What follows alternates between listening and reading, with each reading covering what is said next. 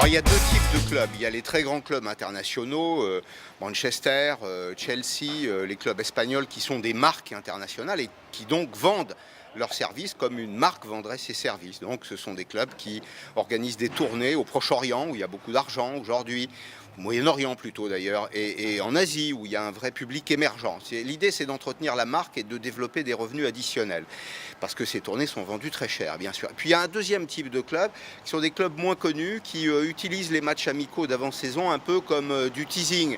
C'est-à-dire qu'on va mettre l'eau à la bouche du public, on va essayer les nouveaux joueurs. Quand il y a un nouvel entraîneur, évidemment, on en parle. Et alors, c'est particulièrement vrai pour les clubs de 2e et 3e division. Je vérifiais aujourd'hui en Angleterre, le club londonien de Leyton Orient, qui joue en 3e division, qui se trouve dans un quartier de Londres, à Leyton, a organisé une série de matchs amicaux dans son propre stade, qui est un petit stade, environ 10 000 personnes, avec Arsenal, qui est pourtant une immense marque du football, et aussi avec les New York Cosmos. Bon, ça, ce sont des revenus additionnels pour ces clubs. Ça permet de fidéliser, ça permet de développer les ventes, par exemple, de forfaits, d'abonnements à l'année.